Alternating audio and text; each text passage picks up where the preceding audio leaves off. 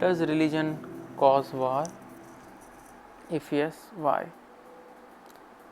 The religion which is meant to approach God, when did it become a tool to control people? That was the moment it began to cause conflict and dissent among people. We'll find out what our Vedas teach about the eternal religion. Let's go on. Why cannot religion bring peace if it is meant to reach God? Why religion causes conflicts and war? The answer is that the answer lies in understanding how people assume the religion they have now. Because most often it is not the religion but how it is interpreted and applied in one's lives. At the core, a religion is meant to bring a person closer to the truths of life, the universal principles, so that one can live in harmony with the universe and thus find happiness apart and beyond this material encirclement. If you see any religion, it began as a means to approach God. While the tenets of the religion may be different according to the time, place, and the circumstances in which they were created, but the fundamental lying principle was to attain God, isn't it? But it seems that we, or the people, the adherents of this faith, they became more concerned with the form than the essence. And that is when the trouble begins. When we, instead of approaching the essence, which is to attain God, which is to go closer to God, we began to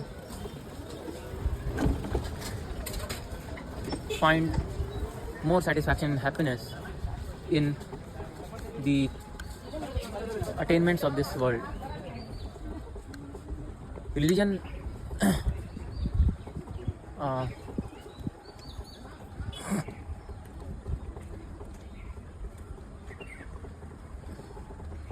if you see, religion was,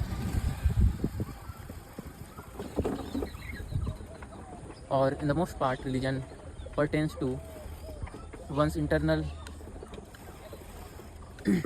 attainment or connection with God, and whatever externals it requires is for the end that one can find oneself in a more suitable position where he can attain God. But it seems that we have become concerned with the external so much, there is hardly any time to look for the internals. If you see any religion, most people are born into a religion and they are never able to transcend or go beyond the religion in which they are born. It is something like, suppose your father gives you a phone and you become so possessed with your connection, with your ancestry, that you decry that anything beyond this is not good. But if you see from the perspective of spiritual welfare, we are all born in this world and we all have to follow the same principles. We are born, we die, and in between the principle applies exactly the same, whether he belongs to any caste, creed, religion, or whatever. But we create situations in which we think that something is good and something is bad.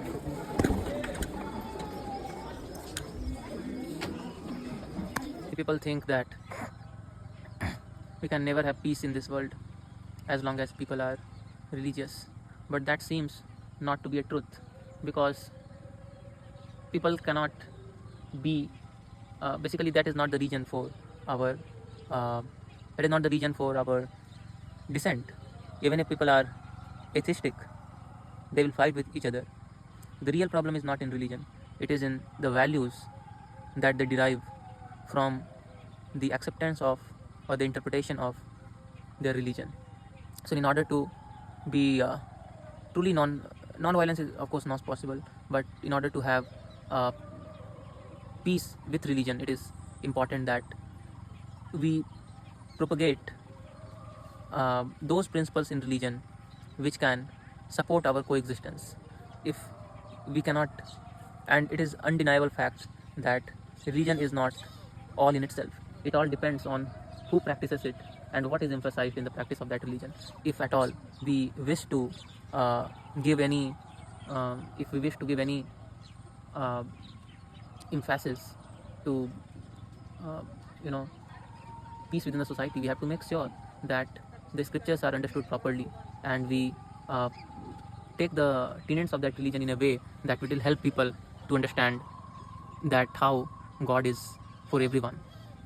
As long as we do not appreciate and we do not recognize the fact that God has created everything and everyone has a right to live within the boundaries created by God, unless we learn how to coexist with our beliefs and do not threaten the existence of others, there will always be violence and wars. It is inevitable. And one more thing that often misses our uh, vision is that we don't understand that how uh, it is of utmost importance that who is in power. Unless we appreciate the, unless we, unless good people come to hold and um, draw power, or unless good people are there who can, um, unless there are good people who can actually create an environment meant for coexistence of all, it is not possible to have a really peaceful society. So peace comes with strength. Peace does not come with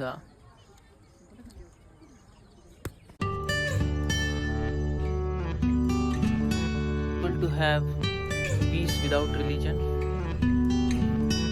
It thinks people, it seems so that people will be happy without religion, but that is also not a fact. We are meant to experience happiness which is beyond this world, something which matter cannot give us, and that happiness comes in our connection with God. But then there is a problem. The problem is that if religion is, or the connection with God is not taken under right direction, under right principles, it can also create a havoc in the society. Just like we see nowadays, so much violence, killing, and force in the name of religion. So what is the way out? Out is very simple. Instead of propagating religion, if there is propagation of religious principles and people undertake religion just like they understand any other subject like science or mathematics, biology, polity, anything, if it is taken as a science without any, mental boundaries that I was born in this and therefore I am, this is mine. If we can overcome this, and this is the basis of religion, then people will automatically be able to rationally understand what is best for them. Then religion will not be something that has to be imposed on others. It has to be something which has to be imbibed within oneself.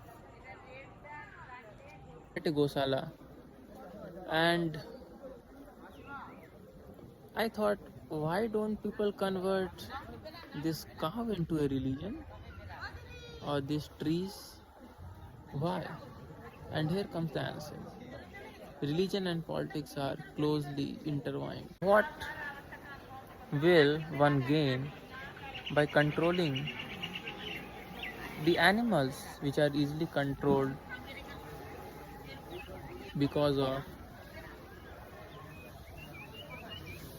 um, because humans have superior intelligence. So, religion is a way by which seemingly free human beings can be bound. And that is the purpose of political control. Politics uses religion as a tool. At the same time, religion is a means to attain God when it is the one which is truly propagated by true sense and the scriptures beyond the sphere of time space. Those religions and saints which talk of universal principles which are free of the desire to control others, and such is the religion which is worthy to be followed.